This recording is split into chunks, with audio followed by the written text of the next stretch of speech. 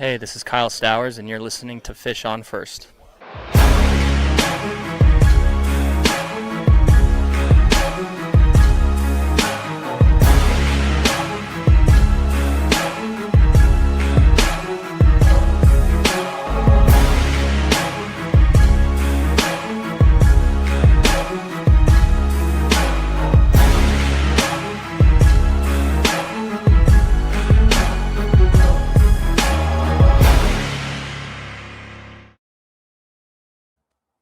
Welcome to Fish on First Live, part of the Foul Territory Network. Eli Sussman, Kevin Barral, I'm Jeremiah Geiger. Marlins take another series win. They take 2 out of 3 from the St. Louis Cardinals on the road.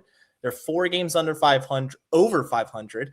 Couldn't get the sweep today, but still a successful start to a 3-city road trip. We're going to break down the series, but also the focus of today's show, we're going to be starting to look at some early trade deadline targets, because the Fish right now, half a game back of the wild card, they're contenders at this point in time after a terrific month of June. But as always, we go in reverse order. We'll start with this series and talk about today's lone loss in this one. It was a 2-1 loss, a tough loss. You really wanted to get the sweep, Kevin, but Tyler Phillips, I felt, pitched phenomenal and gave his team a real shot to win this one. The bats just didn't have enough. Yeah, Phillips was great. No other way to say it. Just, I guess, one bad pitch. I didn't actually see how he gave up the run. I'm assuming it was a 2-run homer. Yeah.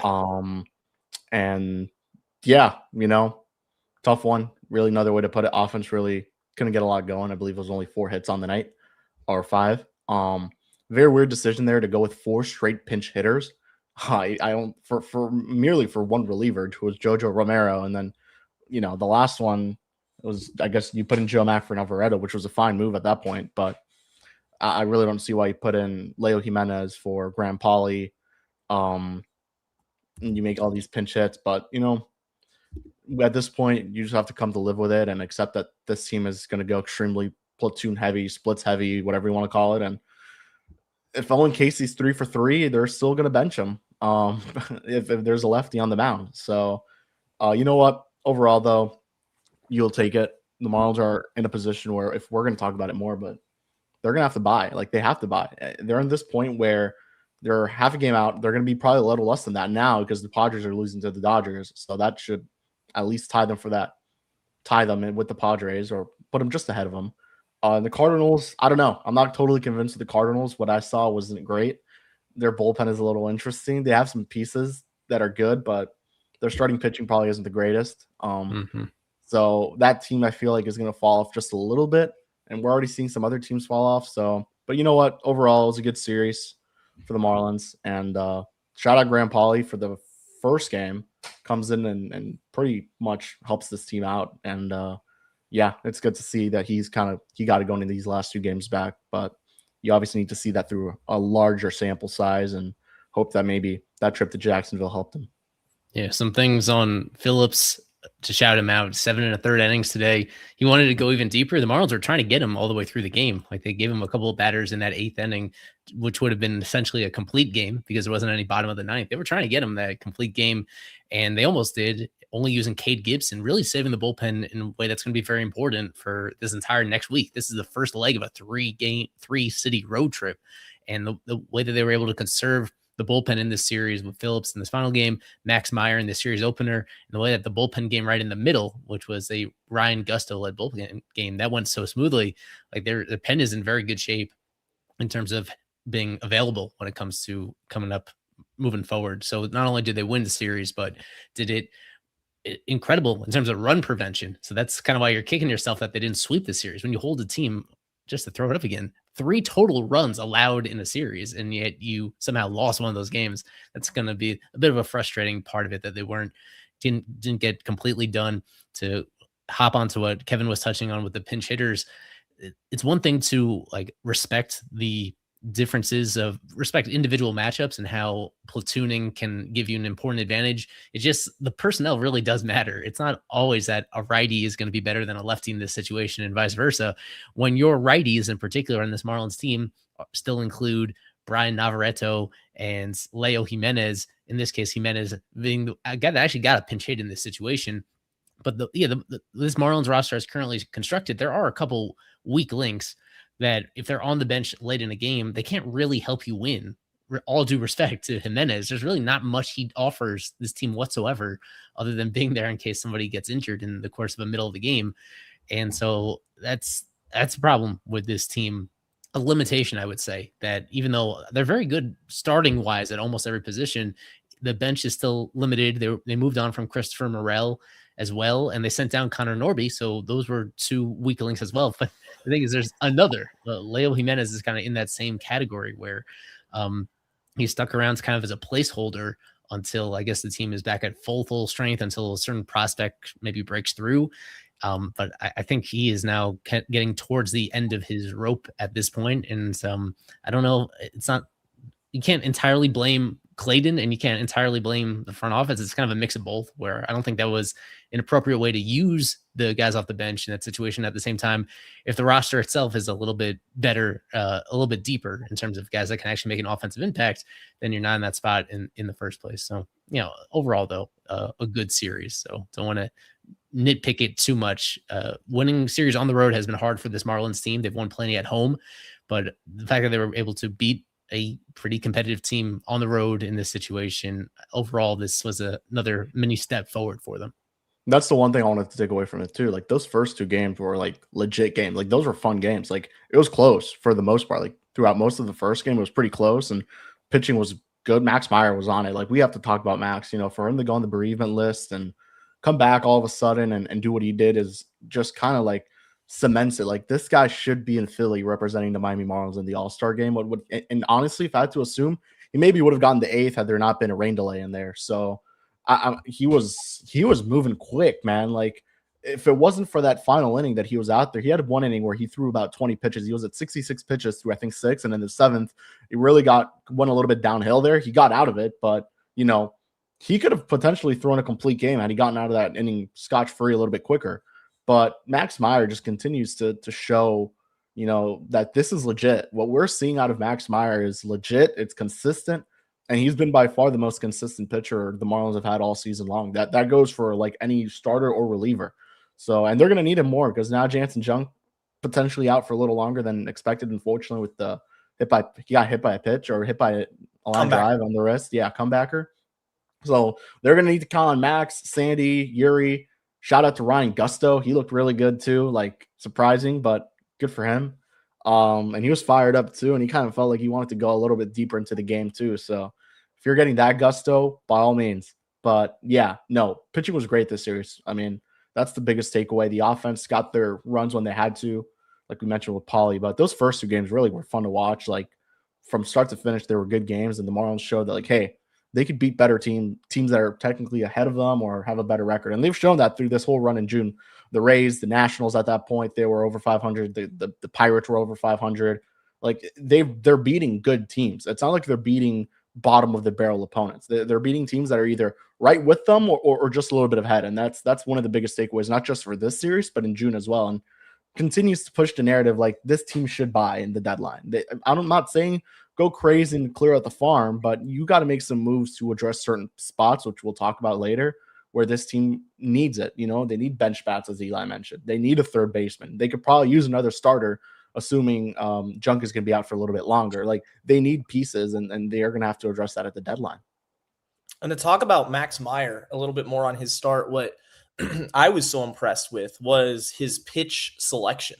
This is a guy that historically, ever since he came out of the University of Minnesota throughout the minors, he's going to throw his slider 50, 60% of the time. And whatever else is gravy, try to develop that third pitch because the fastball wasn't very good. And now the narrative has kind of started to shift. I was on this website, Pitcher List, the other day, and it was for fantasy baseball, and they analyze, what pitcher you should start and whatnot. And someone described Max Meyer, his start against the Cardinals, go out and do it because his heater is that good. And I was like, is this the first time that national, writers, pundits are noticing Max's development with the fastball because he trusts it now? And pitching coach Daniel Moskis trusts it as well. He threw the sweeper 39% of the time. Then it was the four-seam fastball at 26%, and then the slider. A year ago, you don't see that from Max Meyer. That slider was leading the charge each and every time. The fastball is a good pitch. It's an objectively good pitch now. The sweeper is a very good pitch. And of course, the slider is so elite that when you have finally come into your own as a pitcher, you've become a complete pitcher where hitters aren't just sitting dead red on the slider anymore. This is the results that are going to happen. 2.60 ERA in 17 starts. He's been phenomenal. He should be an all-star. And he's not just been one of the most consistent pitchers for the Marlins, but in the entire National League. He's been that good. I think it's great to see. The only thing for me is just stay healthy, right? Because this Marlins rotation is at a point where they really can't afford another injury. The Jansen Junk, I was really hoping to have him back because I don't know about you guys, but the Gusto situation, he looked good, but they kind of still treat him as almost an opener where they're not going to give him 5 innings, 6 innings. That's not going to happen with Gusto. There's still very much a hole in that back half of the rotation. And with Snelling's injury, Eli, it makes it even more clear to me that this team's going to have to go shopping for a starting pitcher. It does. And now, I mean, I guess the silver lining, very premature. We haven't gotten a diagnosis yet. Junk was hit on the non-throwing hand or non-throwing wrist, I should say. So he'll be able to keep his actual throwing arm in shape for however long this setback lasts. It's just that I think we talked about this when he went down. It's not like he's a knight in shining armor. It's not like if he comes back, he's necessarily going to change much. He was, he's fine. He was better last year than he was at the first half of this year. He has his strengths, but the ceiling is just not especially high with Junk. He's not a guy that you depend on to come back and that you think is going to really move the needle for you. If you get him back and you get a slightly better version than we saw the first half of this year, then great at some point. But again, yeah, I absolutely agree where you make plans not really expecting all that much from him and certainly not trusting Gusto to give you all that much other than 1.5 times through the order seems to be the plan with him, where that's when they have yanked him the previous couple times. Good results when he's in there, just not somebody that they trust to go multiple times through a lineup and continue to avoid hard contact. So yeah, I'm totally kind of in that camp where they got to, that's something, it seemed there was more urgency a few weeks ago. They've proved us wrong, to be fair. Like a lot of these bullpen games have gone better than anybody could have realistically hoped. The fact that they've played their best baseball of the season, one of their best stretches in franchise history the last few weeks, despite being so shorthanded with their rotation. You need to actually tip your cap to this team for sticking with their guys and getting those amazing results. At the same time, that's not going to sustain itself throughout the entire rest of the season. They do have to look at a wide variety of arms that are available on the market. And one thing to note too, real quick, is like Junk wasn't pitching well at all before the injury. Like he was actually the worst pitcher in the rotation at that time. Like, it was between him and Yuri ended up finally, beginning to look good, but Junk just never really turned it around. So you got to wonder, are you going to keep using Junk, assuming he's going to come back? And as Eli said, going to be this knight in whatever, like he's going to get going. Knight in shining armor. Yeah. Knight in shining armor. Yeah. Or, are you going to get the Junk that you got beforehand, and you're probably going to go out there and not wave the white flag every 5th day, but begin to be at a disadvantage every 5th day? I think you need to go out and find a starting pitcher. And I think Junk fits much better in the Marlins bullpen than as a starter. I think we saw that last year where he was in this role where he was a long man out of the pen. And who knows, maybe it's a combo of Gusto and Junk for the short term, and maybe it works out kind of like what we saw last year with Cal and Junk. I'm not saying that's the best option right now, but in the short term, assuming Junk isn't very much set back, I think you could see that until they decide if they want to go out and find a starting pitcher out in the trade deadline market. And that's one that I know Robbie Ray is one that Lewis wrote about in an article we're going to be dropping here in the next day or two as an option for this team. So that would be pretty cool. That would be a good option for them for sure. Yeah, Robbie Ray for me, I don't know. If I want to see the Marlins buy, I'd preferably like to see them go with more youth in terms of guys that are approaching the end of their first contract, those arbitration years on teams that are really going nowhere. And that's just because an expiring contract with Robbie Ray in particular, I hate to say it, he's just not that good anymore. He's had a couple good starts, but it's very inconsistent. I don't know how much of a boost he's realistically going to give this rotation. And And that's an organizational philosophy that hasn't been tested yet. This Marlins team hasn't bought. So we don't know if they're going to try to get guys with a couple years of control at the major league level or a rental or a mixture of both. But we're going to continue to talk about pitching targets, trade deadline targets as a whole right after this from our friends over at SeatGeek. With over 35 million downloads, SeatGeek is the #1 rated ticketing app. And Kratz, there are many, many baseball games on the inventory to check out all summer long. This is the season now. It is baseball season. Not many other options for you sports-wise. I know you can go anywhere you want to go with SeatGeek. There's so many tickets to choose from, but baseball is center stage now for the next couple months. School's out. I'm going to watch some baseball games, some big league games, all in my area. And I want to know exactly what it looks like. And I also want the best deal. So I'm looking for the green, not the red. That's right. The green hooks you up with the best deals on the app. Of course, we have the code. It's Territory10 for 10% off your next set of tickets at SeatGeek. That's 10% off any MLB tickets with the promo code Territory10.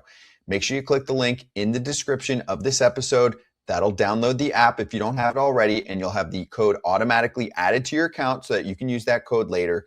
Thank you, SeatGeek. I'll take a moment just to finish the conversation on Robbie Ray. Today, shutout today. Well, 1 unearned run. So 8 innings, 0 earned runs against the Braves, lowers his ERA to 3.39. And he's striking out less guys than usual this year. The results have been pretty good, but you guys touched on the other elements where a pretty expensive rental as well. So the money would be an interesting factor there. And it's in his age 34 season. But yeah, we can now hop into a bunch of other guys that kind of fall into that category. He's having an awesome month of June, though. He has a 1.36 ERA, 33 innings pitch. He's thrown back-to-back games of 8 innings, like shutout too. Well, both of them with 1 unearned run, funny enough.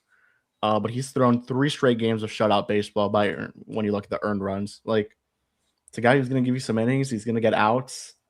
I don't hate it. Like, I know it's on the older side, and I think that's what you're going to have to target, some older guys, because guys who are on an expiring contract or maybe have 1 more year left or a team option, that's what you're going to have to target. As much as I would love talking about the targets, I am super, curious to see how the Marlins specifically attack this from a prospect standpoint, and how Peter attacks this trade deadline. How will he value his players? How will he value his prospects? Well, who's the untouchables? Who are the guys that he feels he could maybe cash in on right now, right? That's the biggest question here, and how willing he's going to be to move on from guys, and how much he really believes in this team. At the end of the day, you could go out there and you could say, I think this team's going to win. I think we're going to try to win every single day, whatever. But if you really believe it, you'll go out there and you'll make the big moves to go do that. Will Peter do that? I don't know. And I think that's one of the biggest questions that comes up with this trade deadline.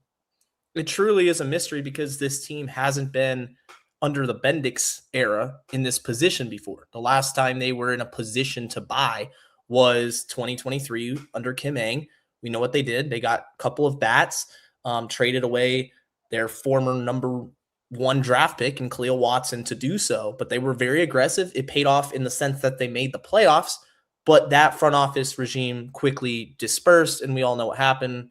It was a terrible year the next year. So I can't wait to see what Bendix does, because when I look at this team, how many untouchable prospects are there really in this system? And that's the question I have. In my mind, I think Thomas White, Robbie Snelling, untouchable. I think you look at a guy like Iva Arquette, Carson Milbrandt, then I don't know. I don't know, because there's teams that would be lining up to get these guys in their system, and you could get a younger, more controllable major league piece, whether that's a Reed Detmers from the Angels, who I think would be a great addition because of the 2 additional years of control. But I want to ask you, Eli, and you as well, Kevin, is there guys that stand out to you where you're just like, no matter what, the Marlins aren't going to trade these players?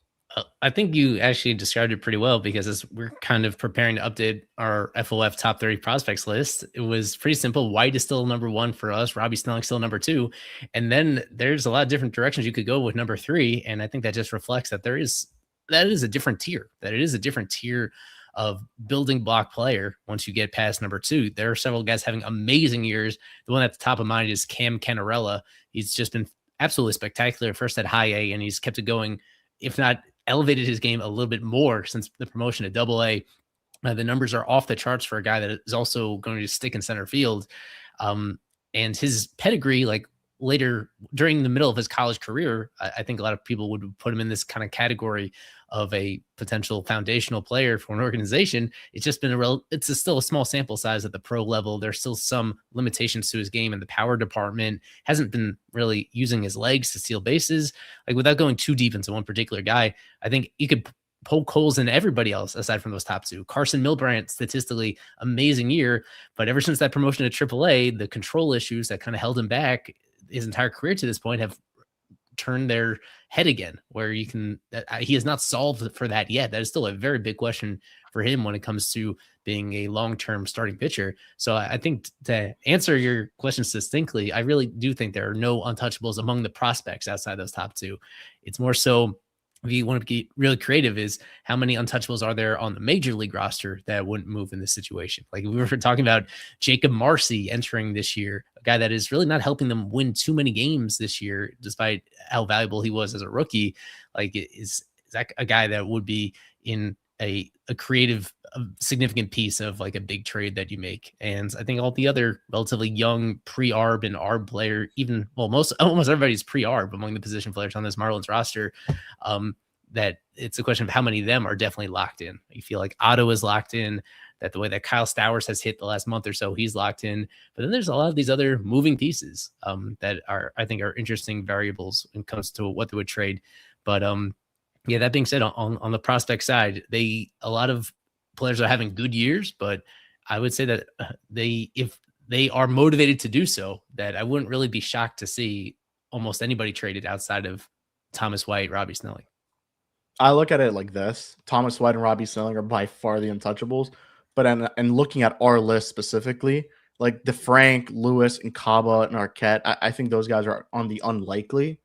Like, those are unlikely. Now you look at it from like Alderman, Head, Milbrandt, probably Cannarella, Kova, like those guys, I could see them getting moved. I don't know about Cannarella. They really like him, and they really liked him coming out of the draft, clearly, to take him, even with the doubts of, the shoulder injury or whatever it was. Like, he's a guy who has been really good, like really, really good.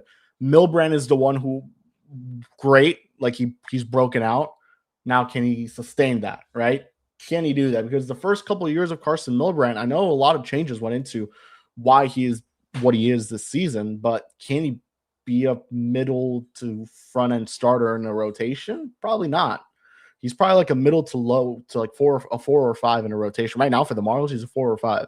So, or 3, like at best a 3. So I don't know. That's a guy I could definitely see them trying to capitalize and cash in on as soon as possible. It also depends who's out there in the trade market. Like, I wouldn't do that for a reliever. Like, if you're going to make a trade, I think realistically you got to look for bats and a starting pitcher.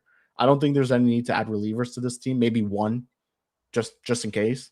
But like, yeah, from a prospect standpoint, I think anyone's on the table, as Eli said. I would just categorize it on untouchables and then like the unlikely category, which is like for us like 3 through like 6 or 7 on the prospect rankings, the current one that we have up right now.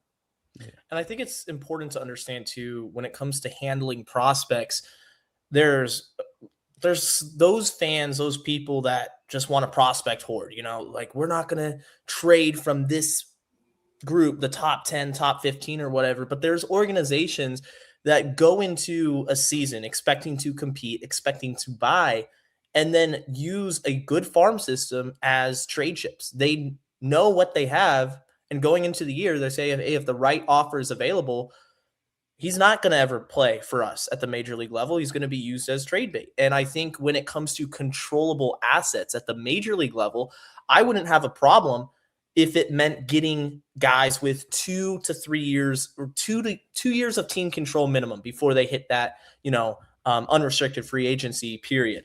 Because at that point, you're cashing in on an unknown lottery ticket. Like Iva Arquette, he might be a perennial all-star. He might not be. We don't know. That's just how the nature of the draft works. It's how the nature of farm systems work. And I'm of the opinion that that's kind of how a competitive team should operate. They should use their prospects as trade chips. Now, does that mean being like AJ Preller and just throwing caution to the wind and sending everybody out to another team? No, not necessarily. But to Brian's comment here, like 2023, this farm system is in an infinitely better spot than it was back then. The 2023 team did not have the talent. So when they made those trades, it was gutted already. I mean, Jake Eater was a top 10 prospect, for goodness sake. This team organization has a much deeper farm system to be able to trade from. Right. I brought that comment up just because I think this is a good time to review the actual prospects they traded. They did relatively go all in with the prospects that they had available, but it wasn't much.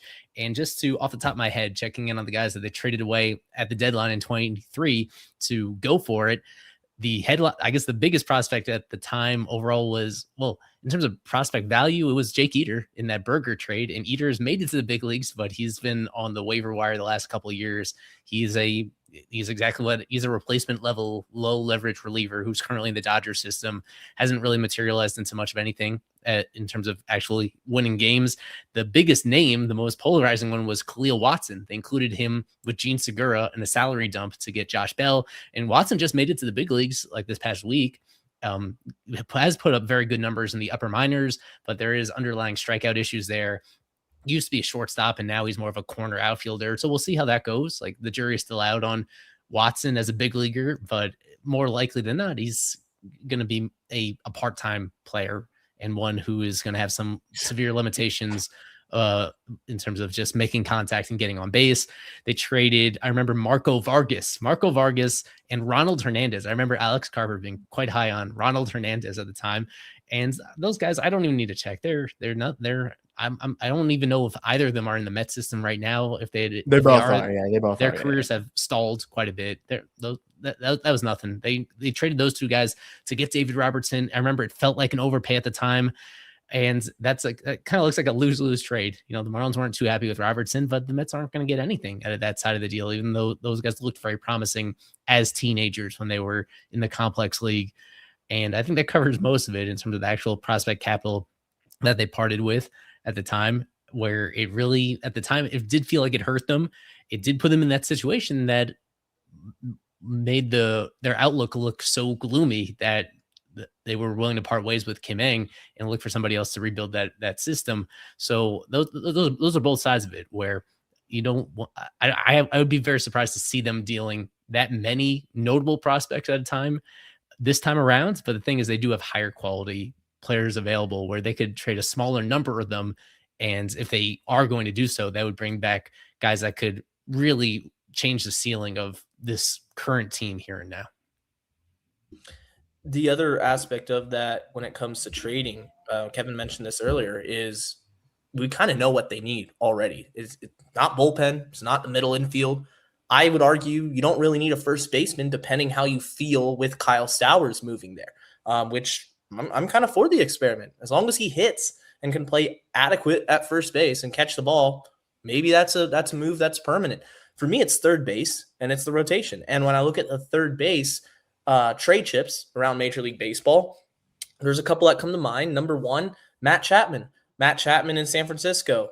San Francisco's not going anywhere. Now, here's the question. Do you want to take on salary? Because he does have a very expensive contract. San Francisco is going to be wanting prospect capital in order to offset the salary if the Giants pay for it. Or does Miami take on some payroll? And that's another aspect of this trade deadline that they're going to have to work around when it comes to these expiring contracts or more expensive rentals, is how much prospect capital are you going to pay in order to buy down that salary? Because right now the Marlins are in a pretty good position to take on some payroll. I think that's been the story for the last few years, to be quite honest with you. There's another player. I don't know if he'll be available, but again, we're talking about this a month away, and it just lines up for me with where the Marlins are going as an organization with this current window. And that's Josh Young of the Texas Rangers. Controllable, has 2 more additional years of control. He's been really good this season, hitting .293, 8 bombs, 31 RBIs, OPS approaching 800, and he's having the best season of his career. Now, does Texas feel like they're in a position to they themselves buy at the deadline? That AL West is very tight, maybe. But let's say they lose, go on a losing streak here. I know they just swept Toronto, but again, anything can happen. Miami could go in and get their third baseman for the next 2 years and forget about it, set and forget. And that's kind of what I want to see is controllable players where it's not just a rental, because so many times rentals just don't work out. I mean, look at Seattle with Eugenio Suarez. He just wasn't good after he moved on from Arizona and then signs elsewhere. So what do you guys feel about potentially getting Josh Young and just him being the third baseman of the foreseeable future? Because he's cheap, he's affordable, and it's what the Marlins would need. Real quick with Chapman, I don't think many people know this. Matt Chapman has a no trade clause. So regardless if the Marlins have the capital, they want to take on the money, Matt Chapman has to say he wants to be a Miami Marlin. The likelihood of that happening, I would have to assume, is pretty low right now. Although he's really, like, offensively, he just has not been great. He got off to a terrible start, then he really heated up, which really boosted up the numbers, and he's kind of in this weird spot, right here. And with Josh Young, like, it's another weird guy because, like you noted, 2 years of control, young player, good player. I think this is one where you just have to wait and see if they want to move on, and if they even have someone in the minor leagues ready to kind of either replace him, or if they think they have someone ready there that will take up that spot. Because as you mentioned, 2 years of control, this was a pretty high draft pick, if I recall, from the Rangers back when they did make this selection.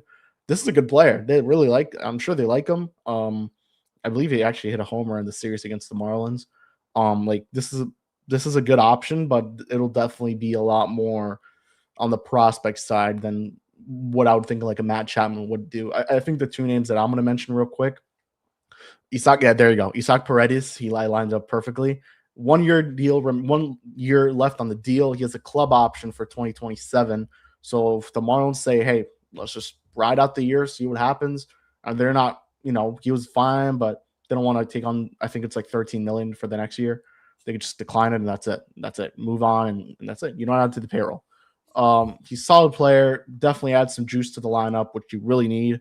I think anytime you could add power to the lineup, you do it. He's not striking out a lot either. He's walking a lot too.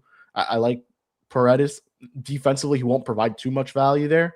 But I think sometimes you could just sacrifice the defense to gain more offense, and that's what Paredes would be doing. He could play a little bit of first base. He could fill out the DH role if ever needed. So I think people need to know this. Like, the Marlins at third base this season offensively are the worst team in baseball. It's like a 40-something WRC plus. It probably went down. Actually, I lied. It probably went up because Grant Pauly helped you out this weekend. But the other name I'll mention is Eli brought this one up, and I'll let Eli talk more about this. JP Crawford of the Mariners. The Mariners aren't in no position to sell, but they currently have this guy named Colt Emerson playing shortstop, which has shifted JP Crawford over to third base, and Brendan Donovan is coming back. So it's a little bit of a weird spot. Crawford's not making a lot. I think he's only making $12 million this season, and the Marlins obviously won't have to pay the whole thing. And I think it would be a low-cost guy. Like, you won't have trade a lot. He walks a lot, gets on base. Doesn't really steal a lot of bases. Actually, just barely steals, which I was surprised to see when I looked at it. But he could hit for some power, and he's an everyday player. So I think that would be a solid option. So those are the two third basemen I was thinking. Obviously, Chapman is the one that comes to mind, but again, he has to accept the trade to Miami to even make that possible. Right. So as much as it is fun to dream about these guys that are both good and controllable for multiple years, just history says that those guys rarely get moved at the deadline. You could check it out, especially if you look beyond more than 2 years of control. It's almost unheard of for those guys to move just because of all the ramifications of those decisions. It usually waits until the offseason. It's why, like, when Juan Soto gets traded, it's one of the craziest events ever transactionally. And there have been a few since then where, like, the Rafael Devers one was very polarizing, where it was a guy that theoretically was in his prime. He had all these years of control. He was just so expensive at the time. And a guy that doesn't traditionally age as well as you would probably want, where there was enough risk involved in that to kind of push it over the finish line. And that got to a point where both teams early on seem to be regretting that particular trade. It just doesn't happen very often with that, which is why my focus goes very modestly to those who are pending free agents like JP Crawford. who I think, just to emphasize what Kevin was mentioning, I think he barely have to give up much of anything at all for a guy, especially if you take on the rest of his money. I think his salary this year is $12 million. So at this, when it gets to the deadline, it's only going to be less than $4 million still left for this year, which even for the Marlins is a very manageable sum for a guy that, aside from being adaptable to play third base and aside from being just consistently very disciplined at the plate, he can move over to shortstop if anything, God forbid, goes wrong with Otto Lopez. I mean, think about it right now. If he's been playing essentially every single game this year. And what happens if he gets hurt? What would they do? I guess it'd be very reliant all of a sudden on Javier Sanoja. The options in AAA are not particularly good right there for a team that I think has to be not only thinking about improving as an overall team, but also needs to make sure that they have the depth to weather any sort of injury setbacks to any position as the year goes on. I don't think they're really well set up right now to handle an injury to Otto in particular. And so getting somebody like Crawford would really help with that. And maybe you give up one of your top 30 prospects in that kind of trade. That, again, that's the benefit of trading for a pending free agent, a guy who's a little bit past his prime in the process, but still does enough things well that you can see a scenario where for a couple months at a time, he has a 350 on base percentage and provides a win or a win and a half in value and actually makes a difference in a playoff push. In the comments, somebody brought up even a more modest version of that, Eugenio Suarez, who just last year, he was one of the sexiest names he was the sexiest third baseman on the market last year, if not one of the sexiest trade candidates overall last year, when he ended up hitting 47, 49 home runs, whatever it was. And he was on an even better pace with the D-backs before the trade deadline. And this year, he's a very volatile player, as seen this year, where he's having one of the worst years of his career offensively. But that's a kind of guy that, given his track record, his very recent track record of being one of the preeminent sluggers in all of baseball, I don't think you can overlook that, especially if the Reds fade. They're in this position where I think it's more likely than not that they're going to be sellers. It's a little too early to say either way. Exact same scenario as Josh Young, where I think it could really go either way in terms of his availability. But Suarez, because of how much he's struggling this year, and because of the fact that there's no control of him beyond this year, that's a guy that would be available. That's a guy that, for what it's worth, has these certain intangibles, a guy that I think has an amazing reputation as a teammate and has been a part of a lot of contending teams in the past. I don't want to totally overlook him in that discussion either. And then ultimately, we spent a lot of time on third baseman, but it is worth mentioning that, yes, Graham Pauley just got called up. And when his last season followed a very similar cycle where he didn't hit early on, got sent down to Jacksonville, came back up, and just was a very good all-around player for the middle of last season. So when you make this trade, you just want to feel pretty confident that whoever you're bringing in is going to be an upgrade over that. I'm of the opinion that they should invest in some other third baseman. It's just that I can also see the other side of it, just not having too short of a memory and thinking back to what we thought about Graham Pauley at essentially this time last year, when he was playing third on a pretty consistent basis and doing well both offensively and defensively. Like, I'm open to hearing the other side of that maybe even though to this point in the season, third base has been a big weakness, but maybe Pauley is not the worst possible. Sticking with Pauley necessarily isn't the worst thing in the world if they don't get the value they want for any of these trade candidates. And I think last year, if you had told me that Graham Pauley was going to continue the trajectory he would be, or this season compared to last season, I would have been fine with Pauley being the name at third base. In the offseason, I said the same thing. I wanted Graham Pauley to be the starter because his defense was so elite last year. Now, remember, teams value that at the hot corner. Actually, Cincinnati made a trade at the deadline with the in-division rival for the Pirates to acquire Ke'Bryan Hayes, who notoriously has been elite defensively at the hot corner, but he can't hit at all. And then there came a year, this year in particular, where the glove finally started to slow down and the bat was so bad, Reds fans are saying, get this guy off the team. But they traded for him at the deadline last year to try to make a playoff push because that left side of the infield was so bad. So for me, I thought, okay, if Graham Pauley can play elite defense, whatever happens with the bat, I'll take. Kind of like Joe Mack. He's there for his defense. As long as he hits semi enough, you're going to be happy with him. He's going to be a positive WAR player. And that has not been the case with Pauley defensively this year. Now, the playing time has been inconsistent, but the metrics indicate he just isn't the level of defender that he was last year and that I expected him to be coming into this season. Because if he was, I'm of the opinion that you just can ride it out with Paulie and, hope the bat makes progress, because he does get in these hot streaks. And real quick, Eli, I wanted to mention with Eugenio Suarez, he does have a mutual option next year, but it's for $15 million or $16 million. And then you look at the metrics behind his bat. If he's not hitting for power in Cincinnati, like Miami would be even worse. I mean, his power has dropped off significantly, whereas last year he was a 48, 49 home run guy. I know it was in Arizona, but I would have felt more comfortable. Not for Thomas White, though. Not for Thomas White, for the record. But Eugenio Suarez last year was a much more attractive option than he is this season in particular, just because the power, which has been his calling card his entire career, it seems like it's just kind of fallen off. He's not hitting the ball hard. So, yeah, it's been a weird development to see Suarez, of all people in Cincinnati, struggle in the power department. One name I want to mention on the pitching side, and this would have, this could be a conversation we could have towards the end of July if the Diamondbacks continue to slip away. They're currently 3 games out of it. So that 3 games continues to become a little bit more now, or means more. But Michael Soroka would be a great option for this Marlins team. He's on an expiring contract. He's been actually really good. This is like the Soroka that we saw with the Braves. He has a 3.0 ERA, 2.94 FIP. He's barely walking anybody. The lowest walk per 9 of his career. He's a good, solid pitcher. And if they need pitching, that's the guy to go after. And I think this is a guy who's been moved so many times already. He was the Cubs. I believe he got traded to the Nationals at one point, or signed with the Nationals. Something happened there. So I don't know. I think that's a solid option. I don't think it's one that's actually been brought up yet. The only other name I'd mention on the reliever side of the Marlins were to ever actually commit money to one would be Luke Weaver. That dude's been nasty as hell this year. I think it's unlikely.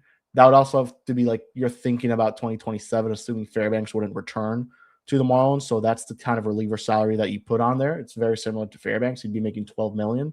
Fairbanks just making $1 million more. So that's the only other name I'd throw out there. But Soroka, I would like on the starting pitching side. I know Lewis wrote about Robbie Ray. Let's be very clear: no Joe Ryan, no Tarek Skubal. You will never hear those names after I just mentioned them. But they're going to need to find something out in the trade deadline as a starter. I know Seth Lugo, Waka are also 2 names that could be other potential options for this team. We'll definitely find out more, I think, within the next 2 weeks during the All-Star break where the Marlins really stand, because it's not easy from here. You got 4 against the Rockies, and you never know what happens in Coors Field. Then you have to play a team in the A's that they could hit, man. They could hit for power. And then after that, it's Seattle and Cleveland, 2 very good teams. So this is a super important stretch here right before the All-Star break. We're going to continue to wrap up this conversation about the trade deadline and then preview the Rockies series. Marlins head over to Colorado for 4, but quickly, this message from our friends at FanDuel.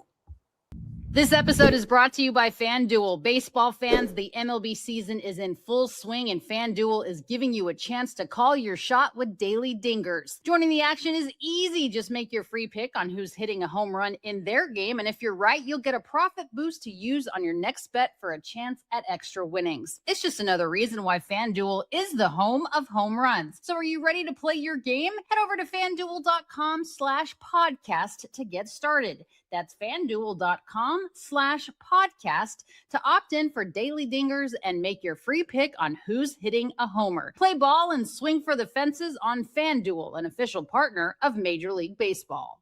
No purchase necessary. Opt-in required. Bonus issued as non-withdrawable profit boost tokens. Restrictions apply, including any token expiration and max wager amount. See terms at sportsbook.fanduel.com. Gambling problem? Call or text 1-800-GAMBLER.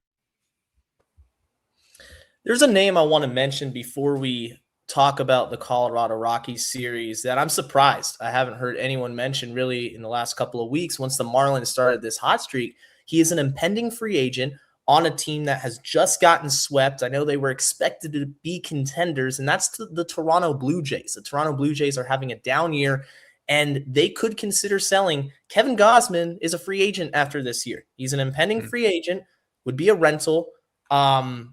And I know there's some inconsistency with his game. He can have 8 shutout. He could go 6 and give up 7 runs. There's a lot of, mixed results, but I think it's fair to say that he would be a huge boost to this particular rotation, what the Marlins need, and he wouldn't cost a ton. I mean, he would cost a couple prospects, but because of his contract situation, I just wanted to get your thoughts on Gausman, Eli, before we move on. I think as a player, I do like him quite a bit, and his durability has been under the radar, inspiring for so much of his career. Ever since signing with Toronto, he's missed he hasn't been on the IL, I don't think, a single time during all of his years there. This wrapping up his 5th year now. And he's a guy that goes without saying now has some high quality playoff experience, including last year. As deep a run as they went on, he was pretty integral to them getting that far. He made 6 appearances and 5 starts during that playoff run. He's an older pitcher where even though you have an amazing track record of durability, you kind of have that reputation until you don't. Very suddenly that narrative can flip on you. So it makes me a little bit nervous there, except for the fact that, as you mentioned, it's no strings attached beyond this year. That this is a situation where it's desirable to have a player like this who's about to be a free agent, because you don't want to be on the hook for a very big number, a guy that makes about $22 million a year. You don't want to be on the hook for that for any full season. If you're the Marlins, just knowing how limited the resources are as a whole. With him, the other pretty big factor, actually, I'll correct myself right here. I was going to say that he would have 10 and 5 rights, that as a player that had spent 10 years in the big leagues and 5 with his current team, he'd have full no trade protection. But the thing is, he hasn't spent 5 full years with the Blue Jays yet. He's in the middle of that 5th year. So he is in that sweet spot where it's kind of out of his hands in order to make that deal. At the same time, as bad as the Blue Jays have been relative to expectations, I don't think they're going to throw in the towel. Part of that is just because of how mediocre all of the American League is. I can double check right now. Things are going as badly as they are for the Blue Jays. 2.5 back of a wild card spot for the Blue Jays right now. So the record is hideous. At the same time, there's nobody pulling away in the AL. I mean, we kind of can say that about the National League too, but it's even more extreme in the AL, where that their roster is still really talented. They themselves, if they're going to get back into it, I know that they've had a series of starting pitching setbacks. So I think that's kind of the area where they're least likely to trade away. I think it is worth bringing up really any pending free agent on a team that's significantly worse record-wise than the Marlins are right now. I think it's totally fine to bring him up. I just think it's a long shot that they move him in this situation, as bad as things have been for them recently. Kevin, any thoughts on the trade deadline before we talk about the Rockies here? Yeah, I mean, with Gausman, it kind of goes back to the Soroka thing. You're gonna have to wait maybe a couple more weeks to really make a full-on assessment there. And I find it hard that the Blue Jays will sell. I think they have good players. They're a good enough team. Every team runs into a bad patch of games or losing streak. We saw that with the Marlins earlier this season. A lot of teams go through this. I'm sure they'll bounce back and they'll be in a better position. It's a little tougher obviously now because the Rays are in there and the Yankees have been really good this year. So those are some things to keep in mind. But I think at the end of the day, I think we're not going to make a great assessment on this situation until 2 weeks from now, until we're in the All-Star break, which I think we could finally start saying hey, here we go. This is real now. It feels real at the moment because the Marlins are in a really good spot and the Padres just lost too. So now they're tied with the Padres in the standings, exactly tied with the 524 win percentage. So now it's just a matter of waiting and seeing what happens and seeing how everything plays out. Although I will say the National League is kind of beginning to take more shape than the American League. So I think if you're going to start working the phones, you start with the National League teams like the Rockies, the Giants, the Mets. Shoot, the Diamondbacks are going to get there soon. One name I would love to mention really quick, I don't know exactly what his contract situation is, really quick at third base. Nolan Arenado is kind of rejuvenated himself with the Diamondbacks. I don't know if that's still the case. But, it would be a nice little cool thing for him. He would have to accept the trade to the Marlins. So that makes it a little bit tougher, but he is a Cuban American or son of Cuban parents. So I guess somewhat cool there. But, he's been a great defender his whole career. That'll definitely help on the defensive end. I don't know exactly what the offensive numbers look like, but yeah, exactly. So right now the Marlins, good spot. For a minute, Arenado was looking great offensively in the middle of May, the middle of April, late April, early May, and now he's kind of back more or less to who he's been the past couple of years with the. Oh the no, guy, yeah, I just saw it. yeah, Never mind. I don't think so. That's another guy where you're relying a lot on the intangibles, and depending on how you value his defense, like not a crazy thing. Again, I think one thing we should really underscore is that, especially if you get a right-handed hitter, I think that is specifically a good fit for this team. Mhm. So like today's game kind of being underlining the lack of quality right-handed hitting options that they have either on the bench or to platoon in certain situations. So whenever it's a right-handed hitter, I'm going to give them like extra consideration. That's kind of why I brought up Suarez despite his bad year. That's why I think even Arenado, despite being very clearly in decline at this point, is I think that it would make a more well-rounded roster. You're just looking for a right-handed hitter that can offer more than Leo Jimenez. Don't mean to continue picking on him. It's just that now he kind of does stick out like a sore thumb in terms of the weakest link on this roster. And if they could get any third baseman, even a variety of positions that is a right-handed hitter that has either more power or more speed or more of both, it's really not that rare to find a guy with potentially more of both than Jimenez, then I think that's just there's a wide variety of guys available that can fit that can clear the Jimenez threshold. So to me, that is, in addition to starting pitching, we touched on that. I think that continues to be, that'll have to be the priority, especially if there's, I think no matter what, at this point, it's clear that they're going to need one more starter of some kind that they can trust to eat innings down the stretch. Those are really the two buckets that I look at: starting pitchers and any sort of right-handed hitter. And really quickly, like I say that the National League is beginning to take shape because like 3 games out at this point is quite a bit. You have to jump 1, 2, 3, 4 teams, including the 2 at the top. You know, the second and third wild card team, because those aren't. I don't think those are locks by any means yet. I think the Phillies at this point, you may as well just say that they are going to be the first wild card, and who knows, maybe even fighting for the Braves for the division title at this point. So 3 games out feels like a good bit, and Diamondbacks have lost 3 straight. Pirates and Nats are the 2 teams that you have to kind of look out for and see, like, let's see what happens here within the next couple weeks. But the Marlins are in a really good spot to where they could say, hey, let's go out here, let's get a starting pitcher, let's get a third baseman, maybe 2 bats and a starter, and see what happens. The next stop for the Marlins on this road trip, it's a rare occasion where you play a game every single day this week. They're going to Coors Field for 4-game set against the Rockies. Old friend Troy Johnston, get to see him again. And guys, he's having himself a hell of a year. He's second in Major League Baseball in doubles with 22, right behind Rafi Devers, hitting .315 and OPS comfortably in the 800s. Now, he's played in a lot of games, Troy, but gets pinch hit for a lot. So just 250 at-bats, but it's still a really good number for a player that just the Marlins didn't want to give him a shot. They let him go. The Rockies picked him up, and they have some pieces, Eli. This Rockies team, they're not good by any means. They're 33-51. They're going to finish last in the National League West, but offensively, they have some real standout players. You have TJ Rumfield, who's played a lot for them. Their catcher, Hunter Goodman, who's an absolute power threat. He's on track to hit around 40 home runs, if not more. He's hurt the Marlins historically throughout his young career. This Rockies team, you can't go into Coors Field and just expect to walk all over them because, again, this is an offensive ballpark with a lot of offensively minded players. It's going to be a fun series. A fun series. I'll mention it now. I'll reiterate it later before prediction time. That it is a 4-game series, the first 4-game series in a while for this team.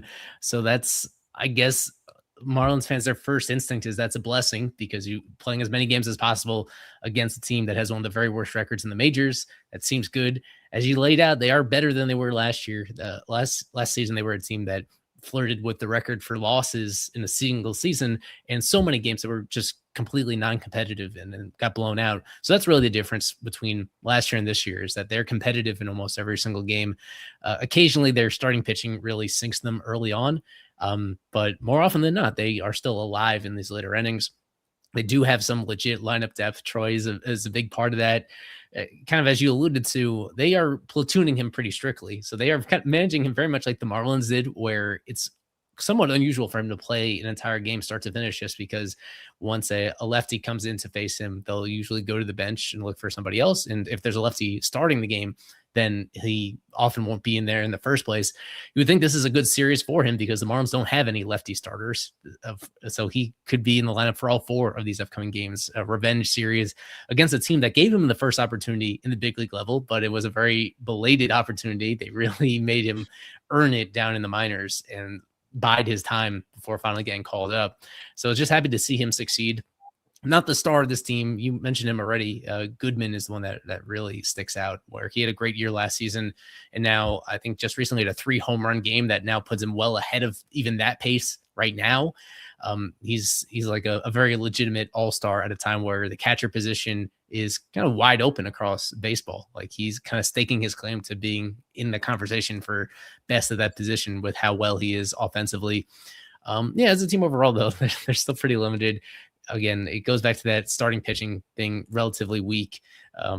There's not a single starter that you could comfortably say is even an average quality starter that they have in their rotation right now. So that's kind of the Marlins coming off a series where they didn't do particularly good offensively. This should be a get right series for their bats as a team that puts a lot of balls in play to begin with. They're now going to a ballpark that rewards balls in play more than any other in Coors Field. So this is going to be a very different type of series than the previous one. I think if the Marlins are going to win it, it's because they're averaging 6-7 runs a game at a minimum against Colorado. And the one Rockies pitcher that actually been really good for them, Chase Dolander's now out for the year. So they're in a good spot. The Marlins are going into Coors really quickly with Troy. Like it's not like the Coors Field effect where he's only hitting at home. Like he has a 770 OPS on the road, and he's playing right now, and he already has an RBI, so I'm assuming he has a sac fly because he struck out twice. Oh, no, he has a 2-hit day, so good day for Troy on a Sunday. So, yeah. Any doubles? Let me check. No doubles. 2 singles, an RBI, and 2 strikeouts. He must have played the whole game because clearly he put up a good amount of at-bats, but they'll get to, I guess, face former pitching coach, Alon Leichman, although hasn't been a very good run for him over there so far. They have the worst starting pitching ERA in baseball, and they have the 3rd worst bullpen ERA in baseball. I thought they had finally solved a little bit of this pitching issue, but it seems like that it really hasn't. They got off to such a good start pitching, but I guess when you have who do they even have? Like Tomoyuki Sugano knows over there. Well, Kevin, I was going to say with their pitching, the wheels have just completely fallen off this season for Kyle Freeland. Freeland has been a Rocky for. Oh yeah, he's alive. But you look at the numbers: 14 starts, 7.5 ERA. Opponents are hitting 319 against him, and that's better than Michael Lorenzen, where opponents are hitting 338 against Michael Lorenzen. I mean, they are getting absolutely crushed. And the good news for the Fish is that you are going to face both of them according to Fangraph's probable rotations. Of course, nothing's set in stone, but it looks like Freeland will start that second game and Lorenzen will start that Thursday day game for the Rockies. But yeah, this is a chance for Miami where they can go in, and 3 out of 4, for me at least, is the minimum. If you're the Marlins at this point in the season, you got to win 3 out of 4 minimum. If you split, that's disappointing to me. Yeah, Freeland is starting the second game. It's a TBD for game 1, and then for the third game, it's Max Meyer against Tomoyuki Sugano, and then Thursday, the finale, it's going to be Michael Lorenzen. So they have, and the Marlins, it's a TBD. I just realized Sandy and Yuri are pitching in this series. Oh boy. I don't know how to feel about that. 2 guys one guy who relies off the ground ball quite a bit. So we'll see. And then we'll see with Yuri. I don't know. Have these guys actually pitched in Colorado? I think Yuri has. I'm not sure. I definitely, off the top of my head, remember a terrible Sandy starting Coors Field boy, of course. back in the day. But over all these years, I guess I can pull up the numbers, but I don't think it's particularly important. I'll find it. Other than I know you'll be able to find at least one awful start where he went less than 3 innings and allowed at least 7-8 runs. Like it's as you point out, with Sandy, even though he's been very good, especially of late, but he's still very reliant on balls in play. And one thing we kind of glossed over with the previous series is the Marlins did play excellent defense this past weekend. Mm-hmm. Really went pretty high up there in terms of overall defense between Joe Mack and Jacob Marcy, and now Graham Pauley being back in the fold. And Pauley had a couple several great plays defensively at third base as well.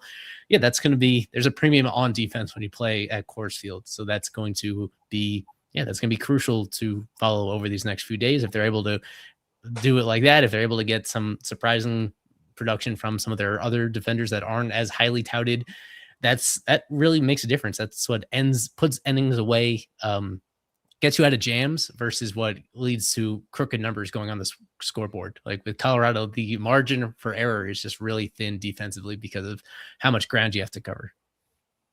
6.56 ERA for Sandy and Coors, by the way. Not great. So we'll see. Mm-hmm. Hopefully the Marlins can get it done. Prediction time coming up here. Mm-hmm. But first, we have this ad from our friends over at Jet Ski Rentals of South Florida. Eli, you want to take it away? Indeed, we do. This podcast is brought to you by Jet Ski Rentals of South Florida, offering Miami's best jet skiing boat adventures. With 6 jet ski locations and over 120 boats, there's something for every style and every budget. Ride jet skis right in front of the downtown skyline and Ferris wheel, or book your own private boat, starting as low as $300 with a captain included. Bring your drinks, your friends, and enjoy the water your way. The boat is completely yours for the time you reserve it. I think this upcoming week is about as busy as they get, July 4th weekend. So they're reservation-based only. To book, you got to call 305-990-2192 or check them out online at sfjetskirentals.com. Make sure to use our promo code FISHONFIRST to save 10% off your next booking. Again, that's 305-990-2192 or online at sfjetskirentals.com.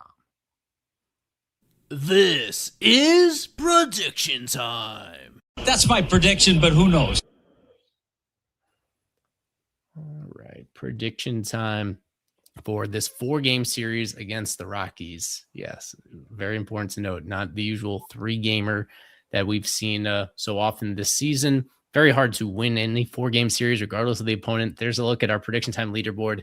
A perfect series for Jeremiah has expanded his lead atop the standing. Still so long to go, but we keep track of it all season long from our Fish on First staffers, our super subs, our live stream guests, and you get points for predicting how many games the Marlins will win in the series, who will be the series MVP as determined by win probability added. One more reminder, 4-game series, picking 4 games instead of 3. But other than that, I think we're all ready to go. So I'll turn on the music, and I guess we'll start with Kevin, as we often do. Marlins will take 3 out of 4 in Coors. And I will never forget when Eli chose, I think it was Anthony Bass as the series MVP in Coors, and he got it. So I'm going to choose a pitcher. I'm going to go with Max Meyer to be the series MVP. I think he'll shove. He will continue to only expand his case as to why he should be an all-star. I'll bring it myself next. We want to save the best for last, and Jeremiah has been the best at this. So I'll go with the series split. You really have to. So often these 4-game sets get split down the middle, regardless of other factors. So that's where I'll have it against this Rockies team. For my series MVP, I'm going to go with Yuri Perez. I was cautiously optimistic about what I was seeing right before he went down with his injury. Pretty good in his first start back from the IL. So I think Yuri is going to shove, and at least that's one of the games that the Marlins take away. So I think that's going to be the first time this season where I've picked him as my MVP. And 2 wins apiece for the Marlins and Rockies this coming week. I said that in order to have a successful series at Coors, Marlins have to win 3 out of 4. I really want to pick them to do so. I think it's going to be a series split 2-2. This Rockies offense is a little bit scary. Coors always has some crazy games. I'm going to go with former Marlin Troy Johnston as series MVP. He's going to have a monster revenge series against this pitching staff, but the Marlins, they split. And that is going to do it for today's stream. We recapped the Marlins-Cardinals series, of course, talked about trade deadline targets. We still have a lot of time to go before the actual trade deadline. That's going to be August 4th. So plenty of time. There's going to be new teams that fall in and out of contention. It's going to be fun. But thank you guys for joining us today. And of course, we will be back next week after the Colorado series. For Eli Sussman, for Kevin Barral, I've been Jeremiah Geiger hosting the stream. And until next time, guys, stay safe and let's go fish.